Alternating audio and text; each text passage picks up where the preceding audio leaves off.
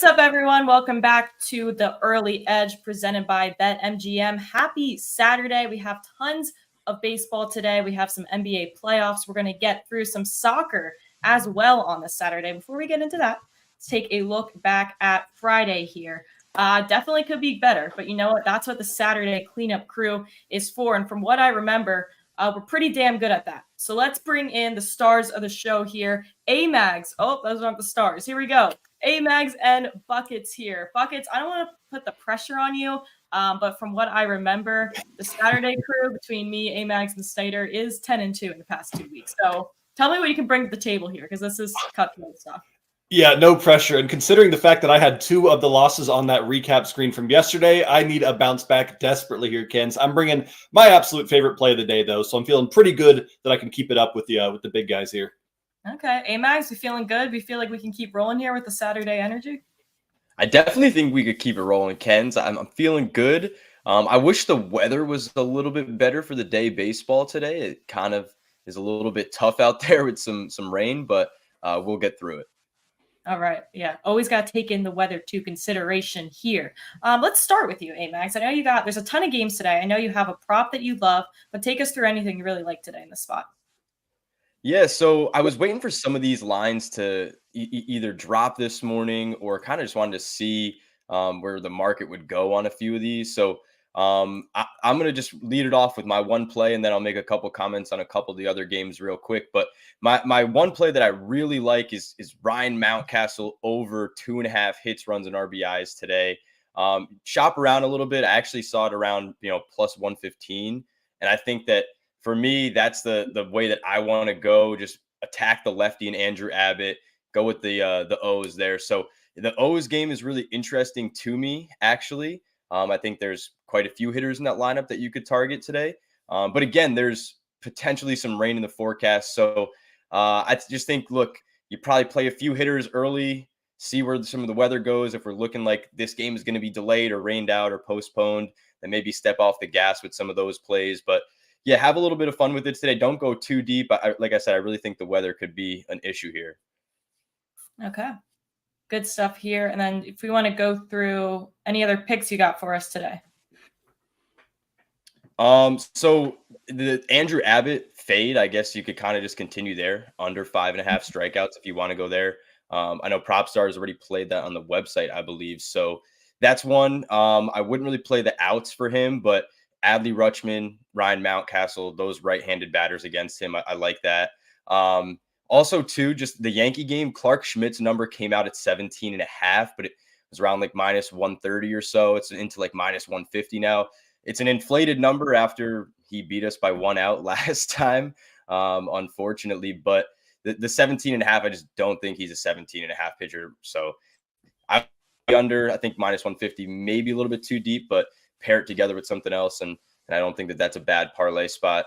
And then I don't know if you, I don't know, Kenz, if you had looked at any of this stuff, but for baseball, when you get a little bit later in the day, I mean, we still have some nice weather that's going to be out in LA. And then you got a couple games late that are indoors here with like Houston and Tampa Bay and Arizona. So like, if you're going to place bets, I probably would maybe just wait a little bit, lean towards some of the later games. And just, I really don't want to attack games where it's like maybe going to get called or there's going to be a delay and you have the pitcher over a certain number of strikeouts and there's a 2-hour delay. Like that stuff just tends to ruin any of those props. So I guess if that's my one word from today's show, it's like just take some caution with some of these earlier games where there's a lot of weather implications, and then just maybe step on the gas for some of the later games. Yeah, I like that. Putting the money on the later games. You know what? That's when we got to start paying for the drinks. We got plenty of options for the Saturday night slate to go for. We have a birthday in the chat here with Brian Peterson. Happy birthday. Hopefully we can give you some winners today. We appreciate you being here on your birthday. We appreciate everyone being here in the chat on this Saturday morning. Now, if you want to place any of these picks from Amags, you can do so at BetMGM. New BetMGM customers can sign up today and get up to $1,500 in bonus bets. Just place your first wager of at least $10 and you will receive up to $1,500 instantly if your bet loses with bonus code EDGE. That is EDGE EDGE. All right. Before we get into the rest of it here, we got plenty more to do. Let's hear a word from one of our partners. Wake up to football highlights and news from around the world with the one and only Morning Footy team. Rise and shine, football fans. Welcome to Morning Footy. Start your all-day football craze with Morning Footy, part of the all-new Golazo Network. All right, guys, I feel like there hasn't been a ton of NBA playoffs on the show. I tried to bring the NBA energy on the Saturday here, so I'm going to do that here. We're going to go to the Minnesota-Denver game. Now, just a preview overall, the SportsLine model gives Minnesota a 58% chance to win this series. I think there's a ton baked into Denver being defending champions. I think if this was the Philadelphia Timberwolves or the New York Timberwolves, a bigger market brand, we would see this line closer to even money when you talk about just the talent matchup in general. What the Timberwolves can do to expose the Nuggets is beat them in the paint. Rebounds, 2-point percentage here. AD was eating them for breakfast in the paint during this Lakers series for Denver. This is a spot they're super vulnerable in and a spot that the Timberwolves are awesome in. So I think this is where they can take control of this series. Again, their defense is awesome. They shoot their 3-point percentage is better on the road. They turn the ball over less on the road. Their defense is a little bit worse, but that just means a little less awesome considering this is the best defensive rating in the league. So for all those reasons, I like the Timberwolves. If they're going to win this series, I do think it has to be early because that's when the experience starts to kick into the model here. So when you get to that game 7 in Denver, that's when we'd start to favor Denver. So I think the Timberwolves know that. They know they have to take an early game. So to go along with this game script here, we're going to go with Rudy Gobert over 13.5 points. The SportsLine model has him projected for 15. The key here is not fouling out and playing 30-plus minutes. When he's playing 30-plus minutes against Denver, he's 8-2 to this over. He's 7-2 to this over going into this matchup here. 2 most recent games against Denver. One was at Denver, had 21 points, and the other was also at Denver. He had 13 points, just slipped under this again because he fouled out. So I don't foresee him fouling out in this spot. I think they know how important it is to take one of these early games. I know it's a risk considering he's up against Jokic here. There is a good chance Jokic could get into some trouble here, maybe sit some minutes and give Rudy Gobert a really good mismatch on the court for a few minutes of this game. So I don't think he's going to average 48 points and rebounds the way AD was against this team and against this Denver defense, but I do think he is capable of putting up 14 points. This team should be able to eat Denver in the paint the way that the Lakers were as well. So I like that play a lot. Any other questions in the chat about these plays, about this matchup, I'm happy to answer here.